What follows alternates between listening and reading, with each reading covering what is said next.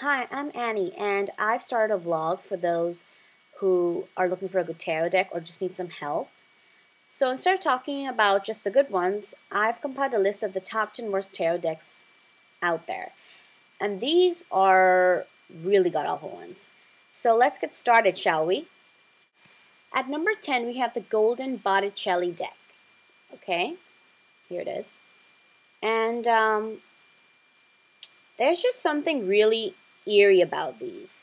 Now, I don't know what it is. Maybe it's because they're lifelike. They're too lifelike, in fact.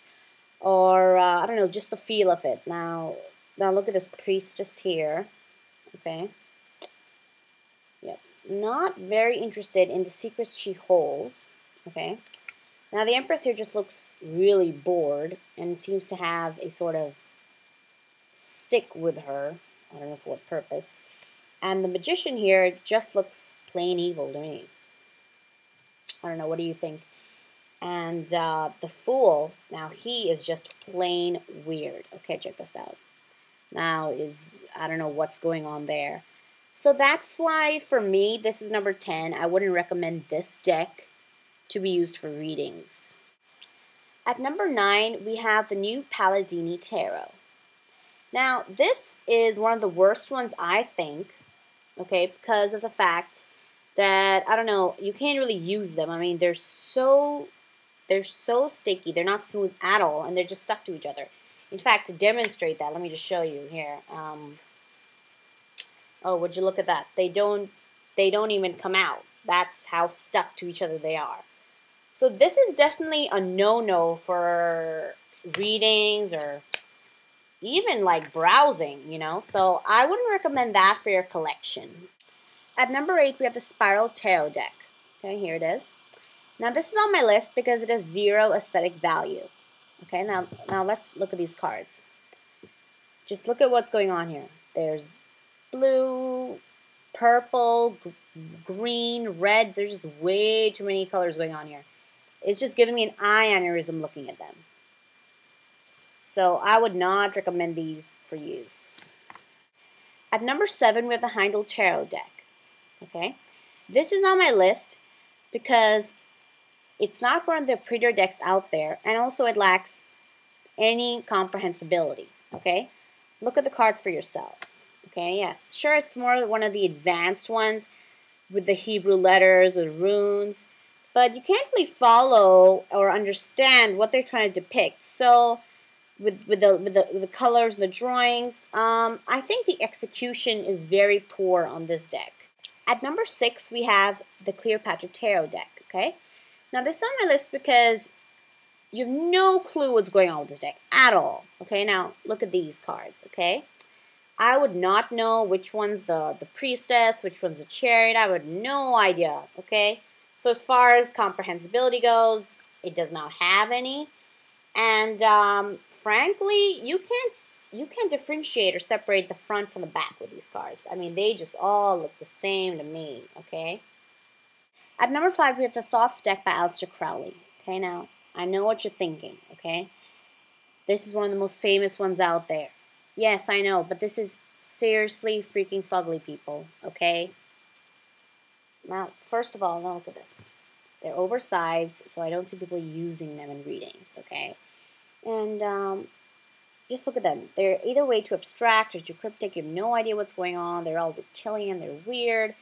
It's not pretty to look at. Okay, so as far as I'm concerned, this deck needs to go. Number 4 is the Circle of Life Tarot deck. Okay, now once I show you what these cards look like, you will know exactly why they're number 4. Okay, now look at these. Yes, they're round. Yes, I'm not kidding you. Look at these. They're actually round cards. Yeah, how am I supposed to use these? I don't know. I mean, yeah, I guess they look pretty, and I do appreciate the novelty, but round ones? I don't think so. Number 3, we have Tarot of the Gnomes. Okay? Yes. These tiny ones. Yes, these are the tiny ones I'm talking about, okay? Look at the cards. Okay? Ooh, yes, nice. Yeah, zoom in there, yeah, because they're really tiny. I mean, if you want a pocket-sized one, get a Tarot iPhone app or something, okay? I mean, Tarot of the Gnomes. Need I say more? Now you're thinking, how can it possibly get worse? Yes, it does get worse. Even worse than the round ones, or even worse than the tiny ones. It does get worse. Coming in at second place, number 2, is the Comparative Tarot deck, okay? Now here is what you have. Here's where you have 4 different decks in one card. Yeah, you don't just get one, you get 4 all in one to confuse the hell out of you, okay? Now look at these. Okay, so maybe for like study purposes, if you really had to, you could use these. But for a reading, having to analyze each of them separately, I mean, it would just confuse the hell out of you. So I don't know why anyone would want to use these, but I would not recommend these for readings. So this is why this is coming in pretty close to the finish line. Drum rolls, please. Coming in at number 1, taking the sweet spot, the crowning glory, the worst tarot deck in the world is the Bright Idea deck. Breakthrough to Brilliance. Yes, here it is. Okay? See these? Yeah. This is an actual tarot deck, kid you not. There are 78 cards. There are 22 trumps. The minor arcana may be a little different, but apparently it does follow the same suit. So what we have here is a creative sort of deck for your mind stimulated. I think it horrifies it in my opinion. But just look at these god-awful cards. Just look at them real close, okay? I would not recommend these ever to be used anywhere. And seriously, some ideas should not come to fruition. So, Bright Idea deck, not such a bright idea after all. Yeah, more like the worst idea deck, okay? Yeah, speaks for itself, people. It just gets worse and worse. It's a gift that keeps on giving, really. That's what it is. And there you have it, the top 10 worst tarot decks of all time, literally ever, okay? And I hope you enjoyed that. I hope it was helpful to any of you to weed out the bad ones.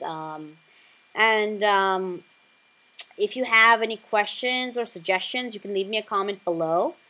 And you can also follow me on Twitter at Oracle31. That's ORACLE 31. And become a fan at Facebook.com/Oracle31 as well. You can also check out my website at www.oracle31.blogspot.com. And all the links are below, okay? And don't forget to subscribe up here. Thanks for your time. Holla.